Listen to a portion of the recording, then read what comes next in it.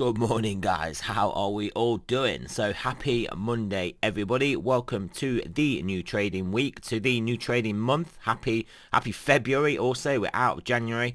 So we're making inroads into the new year. Yeah, if you guys wouldn't mind smashing the like button, and we will go straight over to those Bitcoin charts. So Bitcoin looking pretty interesting here. As you can see, we had a little bit of a dip below this. Well, it was support, old resistance, new support. It was looking particularly dicey at this point. It was looking particularly dicey because we didn't really want to be breaking and holding candles below here, which, as you can see on the 4-hour, we were. But fortunately, we were picked back up, and as you can see now, we are having a nice move, basically above where I've got the trend line drawn in, certainly clearly above this old, well, basically this resistance support level, whichever you want to call it, when we're below resistance, when we're above support, and we are basically making a beeline for well above these recent highs we've got going on here, and well into our next resistance level, which is well, if we clear 3600, we will be looking very, very good for a test back up into the 40Ks and potentially beyond. So obviously we've got to remember that we have a CME gap that we are potentially just closing, because you know how Bitcoin likes to do these things. If we just go over to here, you can see yeah, is this the right one? I'm sure this is the right one. Is it? If we go over to a daily, well, we've got a CME gap. We have got a CME gap. I'm not sure what is shown here. But yeah, anyway, we do have a CME gap that we are basically gunning for. And I think it's pretty much at around just under 35,000. So just under this level, so maybe we are just going to come and tap the underside as a resistance, and then just play some more sideways. But either way, this is looking a lot better than it was looking at this point here. We're looking a lot better than we were looking at this point here. We're not looking as good as we were looking up here, but I am sort of ignoring this just as erroneous price action, just a Twitter move to be faded. But yeah, overall though, ignoring that, we are looking good we're looking good basically for a test up to 36k, and maybe some sideways, and then the break back up to basically full bullish again. So yeah, a good morning for crypto. So let's have a look at another market that is going particularly haywire at the moment, and it is one that you guys would have heard me speak about quite a bit. It is the good old silver market. As you can see, we've tapped that $30 now.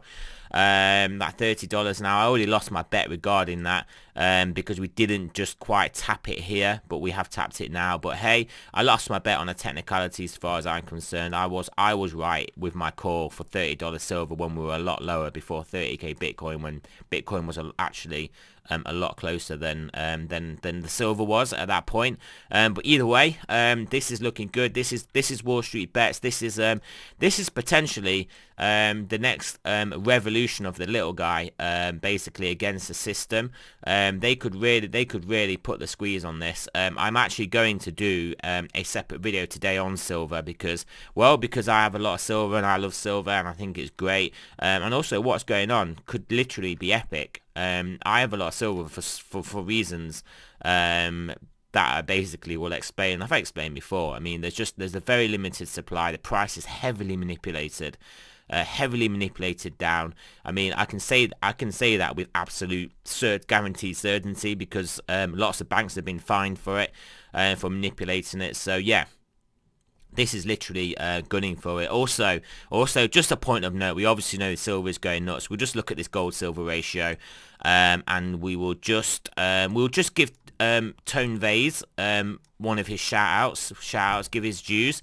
He wanted to convert all his silver into gold at here, and we are now basically over 2x below that now. So yeah, well done, Tone Vays. Tone Vays got caught up in the FOMO. He literally got, I mean, like everybody else, he gets caught up in the FOMO, not really looking at the bigger picture. But then I guess, without going into too much, Tone Vays is a very good trader. Traders do go with the trend, so that is fair enough. Just quit the fundamental analysis, mate, because you're not very good at that. But anyway, yeah, as you can see, this is clearly just because obviously obviously Wall Street bets are targeting silver and not gold. In much the same way when we saw Elon tweet about Bitcoin, the Bitcoin Ethereum pair came down a lot because he was targeting Bitcoin and not Ethereum. So, but hey, yeah, looking good for silver.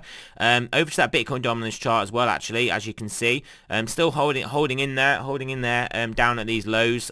So no reversal in sight here, but yeah, looking good. Obviously, we can ignore this erroneous action which was due to Elon, but yeah, looking good for more continuation to the downside.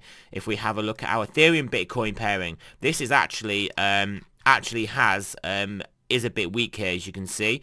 We had this level that we have basically taken out. So was this just price action above our range that we are going to basically stay in, and then we're just going to stay in this range here? It could be what we are basically waiting for is this move. Obviously this ascending triangle, it's kind of drifted out how I've drawn it, but yeah, I mean, we have basically got a series of higher lows and a flat top. So we are basically waiting for a potential break either to the upside or downside, but I believe the upside of this formation, and at that point, this pairing will probably start to get a good move. But at the moment, all eyes are on Bitcoin at the moment, because as you can see, it has got this it has been under pressure. It's had this downward sloping resistance, and if we can just basically break free of this, then we're basically just looking for a test of the top of the range, basically 40k plus.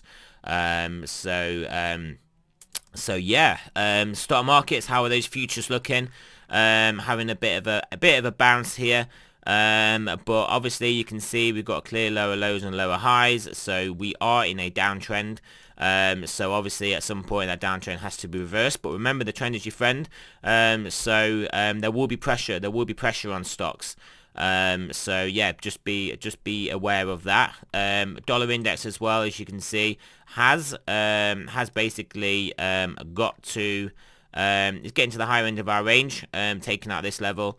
Will start to look like basically that test of up to the 92s, which I've been talking about for a while. I do think this kind of wants to make its way up to about 92s, and then I think it will get rejected there and then resume downwards. But I think for the time being, they're putting a squeeze on all the dollar bears. That literally seems to be the whole market, and I don't think those dollar bears are wrong, but I think they're just being given. I think they've got a bit overexcited in this move down, and then we're just putting a squeeze on some of the weaker hands, not those diamond hands. So yeah, obviously this can obviously rise with the pressure put on it by the stock market, basically the risk off, and it can have an impact on crypto. But I mean, crypto's basically it's got a bit of a life of its own at the moment. If we do change the macro trend and start going macro bullish on larger time frames, then yeah, that clearly will probably have an impact on crypto. But until that point, I don't think these moves up are really going to have that much of an impact on crypto, because markets just seem to be seem to have gone a bit activist now, haven't they? So yes, there is a new basically war on Wall Street, and yeah, led by that decentralized autonomous organization that is Wall Street Bets, and yeah, so very exciting times, guys. They've gone after an individual stock. They're going after a precious metal. They will probably come into crypto more so as well than maybe some of them are. Yeah, I mean, we've just got exciting times. We have got exciting times, basically. I don't know if you guys can tell. I am pretty excited about what is to come in these markets. and I think there will be massive opportunities. I'm just going to put it out there. If they do start, basically, which they have started, but if they basically start to get a bit of traction with silver, which I think they can, I believe they will, just going to put this out there, that $1,000 silver is not out of the question. It's literally not out of the question at all, due to just the dynamics of that market. So I'm just going to put that out there now, whilst we are currently at less than $30 silver, that $1,000 silver is not impossible. It is not impossible. I will obviously be selling on that way up. Probably start selling at about 200 dollars, but I have a lot of physical, and hopefully there'll be, I mean, we may actually see the inverse. We may actually see actually the actual physical, as people are trying to offload it at these crazy prices, maybe trade lower than the actual spot price, maybe, but it just depends how desperate, obviously, the ETFs get with having to find the physical, and whether that just have a premium on top of what would be a massively elevated spot price. So it'll be interesting to see how that dynamic works. But yeah, so I'm excited for that. I'm excited for that. Yeah. So, I mean, the more if they try and short this or smash this down or manipulate this, the more it is going to stir that hornet's nest that is Wall Street bets, and the more they're going to go for it. And so far as these, as far as SLV and the paper traded, basically, I mean, pseudo paper traded, I mean, they're meant to be able to be redeemable for silver. I mean, if they just start actually buying the silver on the open market for the physical, then at whatever price, because these guys pay whatever price, then yeah, I mean, we are gonna see major problems, and I am very excited to see those major problems for the silver price manipulators. And I've been preparing myself for this. So let's see that $1,000 silver. Anyway, back to Bitcoin. So yeah, like I said, Bitcoin looking good here. Obviously, we could get rejected around this level. We have got a CME gap we're basically closing, but a lot of it, I think, will depend on the direction of stock markets. If stock market do stay under pressure, I think it will put the dampeners on crypto. But if things do start to look better and we start to get risk on again, then I think we will just come back to the top of the range. So quick look at the stochastics. 4 hour turned up and moving up nicely at the moment. Probably not fed through to these guys yet. Yeah, not quite fed through to the 10 hour. But we have basically got a sort of trend line here. Turn back up from here, then putting a higher high. If this 10 hour gets going, yeah, if 10 hour gets going, feeds through to the 12 hour, and the 4 hour is going, and the daily is coming to the upside also, then I think that is going to get us to the top of the range. That is going to get us to 40k plus. That would be my call. You can see we are looking good here, ignoring this wick on here, because we know what that was. What we are predominantly seeing is wicks to the downside, bought back up, downside, bought back up, obviously ignoring that one, downside, bought back up. So we are seeing bullish candlesticks here. Obviously this is a 2-day. It's not quite as clear on a daily, but basically we are making our way up, and we are looking good for a break of this trend line resistance. In which case I think the top of the range is the minimum, and then potentially above and beyond, making our way to 60k is I wouldn't say a maximum. There's no maximum, but yeah, that was what we would probably be looking at. So yeah, that is it, guys. Remember, this is not financial advice. Things are definitely getting spicy in these markets. We have got an activist hedge fund, a decentralized activist hedge fund that is happy to take big risks. Individuals happy to take losses because they are not investing loads, but they are basically ideologues. They're wanting to topple this system. They're wanting to exact revenge on Wall Street. These guys are without wanting to use certain words that can just get my video flagged, these guys are wanting to wreak havoc, basically, and it is well within their capability to do it, and the more they get reined in, the more angry they're gonna get, the harder they're gonna push. and the more difficult thing is going to be until what happens. I don't know. I don't really know what the end game for this is. The end game potentially is that markets then have to be traded more fairly. But if we have fairly priced markets, then we are gonna have big problems for everybody. Namely the interest rate markets, the bond markets, the interest rates. If we have fairly priced interest rates, then it's going to be a bit crazy. If they print to try and fight this, then it's going to get a bit crazy. It's basically going to get a bit crazy, guys. I mean, this is just not going away. If we just have a look at just how things have got so polarized and so activist in the political sense and just general social trends, I mean, if that is now going to start translating into financial markets, it's going to get wild. It is going to get wild. It is going to get wild. It is going to get wild. I'm telling you now, this is going to get wild.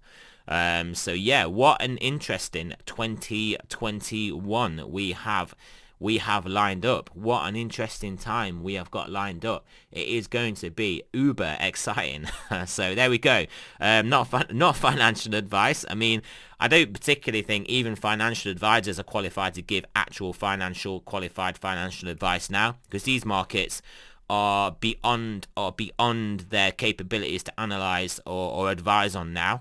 So yeah, just be aware of that. Just be aware of that if you guys are high net worth individuals with your financial advisors and that. Those guys don't have a clue. Those guys cannot navigate these markets now. They cannot navigate these markets, those guys. So yeah, I'm not a financial advisor. And basically, for all intensive purposes, financial advisors are not financial advisors anymore. So there we go. So thanks for listening, guys, and I shall speak to you guys later today.